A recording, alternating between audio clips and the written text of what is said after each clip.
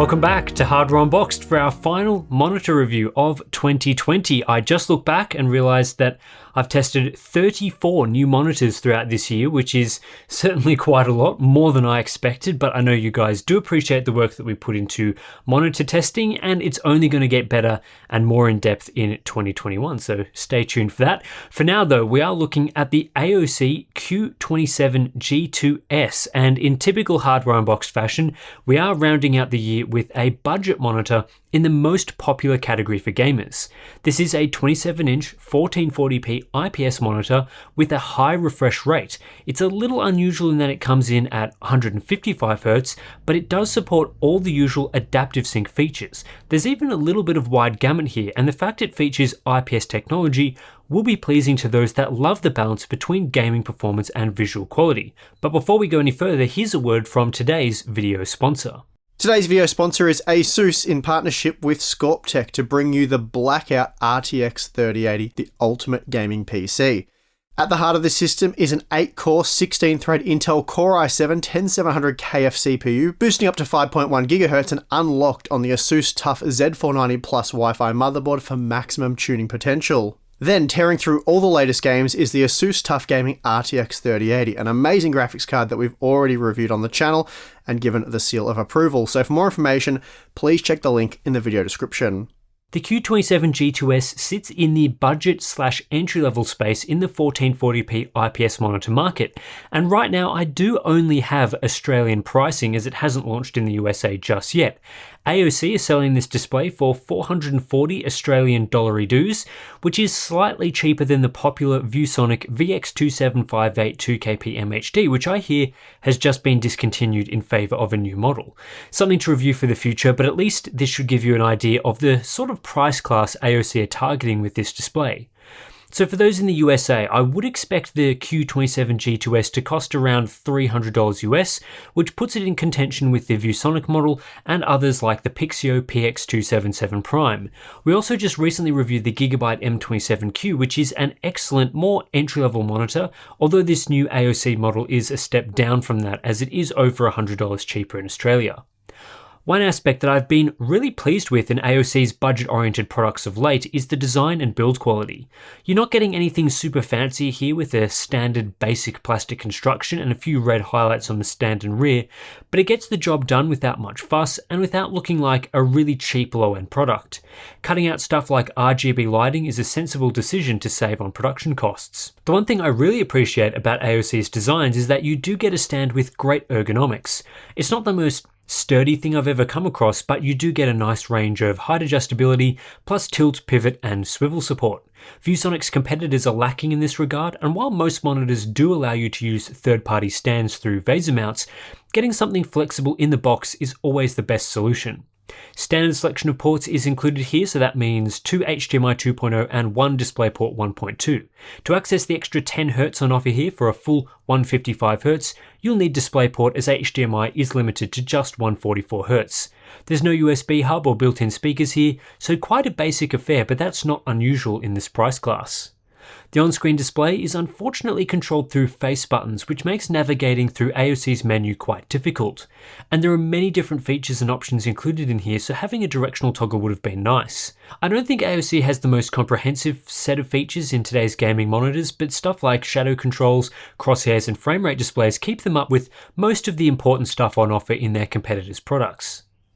AOC's overdrive control is split into 4 modes, and overdrive off is probably not a setting you'll be wanting to use, although it is the default.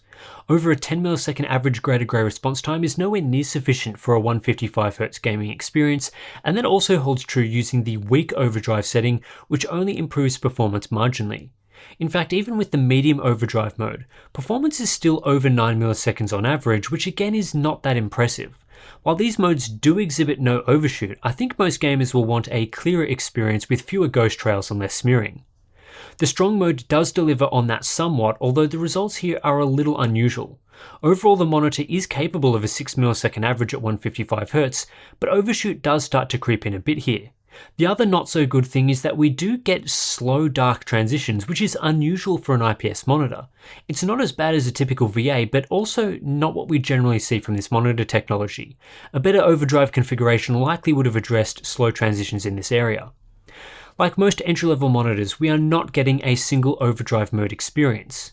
The strong mode is good down to about 120Hz and then delivers a borderline usable experience at 100Hz, but definitely with some overshoot present.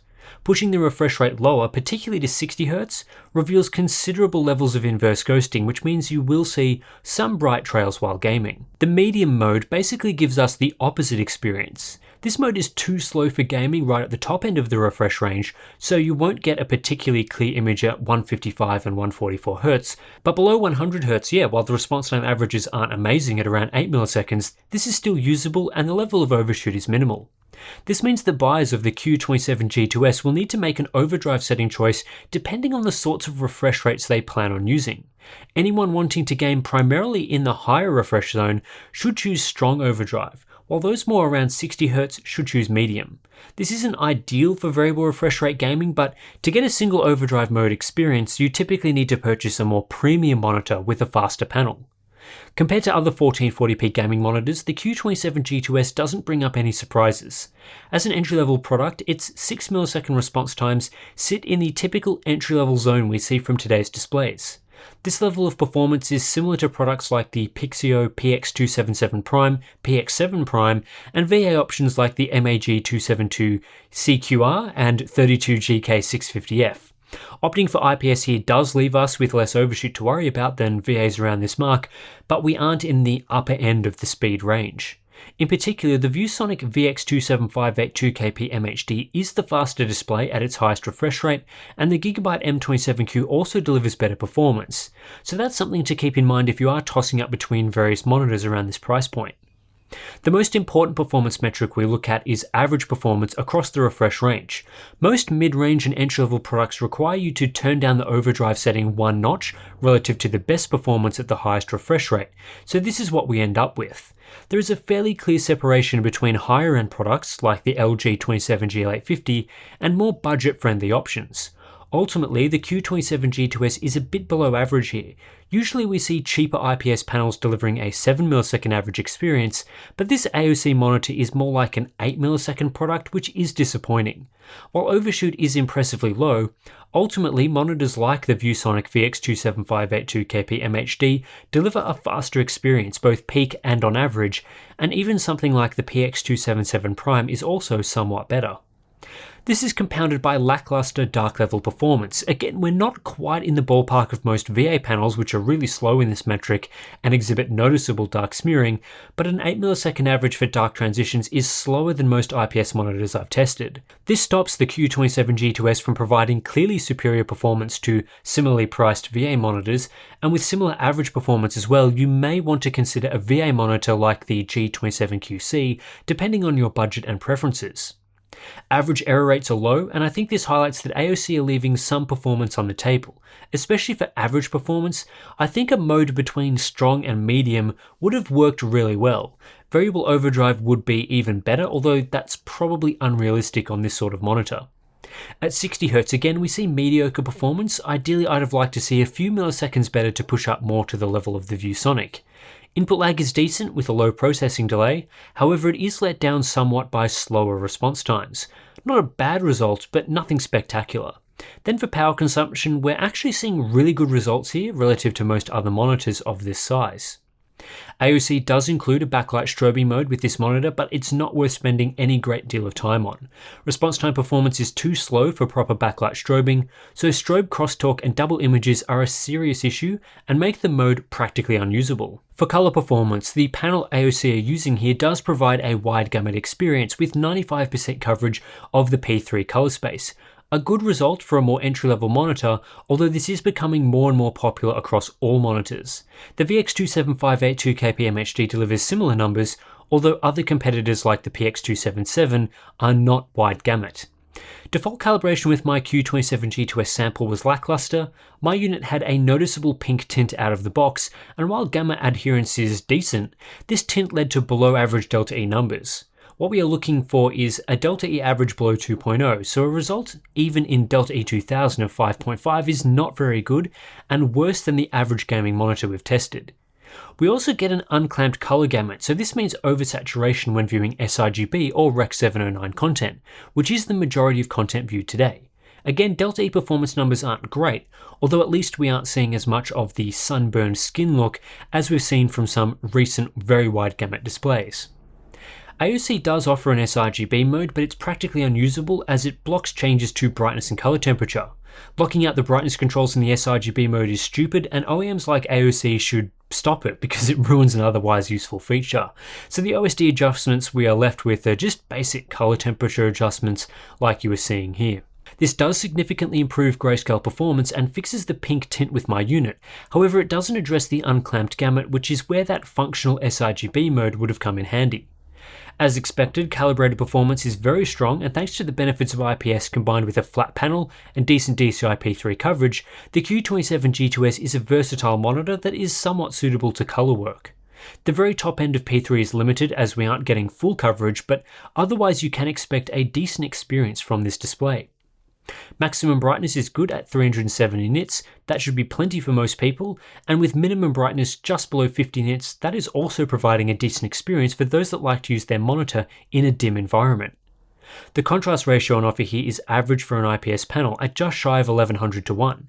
VA panels naturally give quite a substantial advantage here, although it is good to see that we aren't sitting below 1000 to 1, which is where some IPS panels end up. For most gamers, I don't think the contrast is too problematic, but those that game in the dark will prefer what VA panels offer. Uniformity is good, most of the central zone is consistent with the center of the display, however there is some fall off along the outer edges. Grey uniformity is strong and IPS glow is minimal, although this does vary from unit to unit, so as always your mileage will vary there. Overall, I have mixed opinions about the AOC Q27G2S. I love how affordable this display is, and I really appreciate monitors that bring 1440p high refresh rates to lower and lower prices. But the Q27G2S doesn't really have any areas that stand out from the pack aside from its price.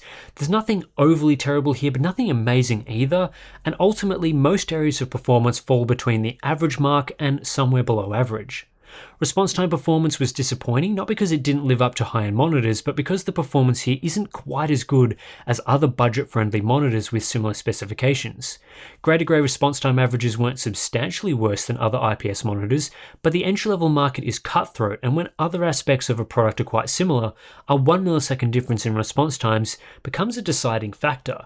The Q27G2S ends up slower than the ViewSonic VX2758 2KP MHD in both average and peak performance, and that hurts. Other areas to this monitor are unremarkable. Again, nothing here screams a broken product or terrible experience, but AOC hasn't quite delivered the standard that's already set in the market. Take factory calibration for example. It's below average and again, not quite as good as the ViewSonic model. Sure, there's nothing wrong with its brightness, contrast or uniformity, which are all similar to other options, but a small weakness here or there can add up. The main strengths to this display end up being its excellent ergonomics for a budget monitor and its low price tag. The price is going to vary from region to region, but at least here in Australia, the Q27G2S is one of the absolute cheapest 1440p, 144Hz plus IPS gaming monitors you can get, and that's sure to attract buyers who have a limited amount of cash to spend. With that said, at the end of the day, I don't think the Q27G2S is quite cheap enough. This monitor is only slightly cheaper than the ViewSonic VX2758 2KP MHD and its new replacement, and in my opinion the ViewSonic monitor is better. I would happily spend an extra $20 to $30 to get a small but noticeable performance upgrade, even if it means sacrificing on stand quality. But if the price difference is larger than that, well, the discussion becomes much more difficult and could sway in favour of the Q27G2S, given that it's still quite a capable gaming monitor. Anyway, that's it for this review of the AOC Q27G2S, and yeah, this is sort of the last video that I'll be making in 2020, which is great. I'm looking forward to having a break and getting back into more monitor testing and other stuff in 2021. Thanks to everyone for the support on the channel throughout this year and yeah, the last couple of months in particular. If you're interested in supporting our channel and our monitor testing, you can sign up to places like our Patreon float plane. Links to those are in the description below, so check those out. And yeah, that's it. I'll catch you in the next one.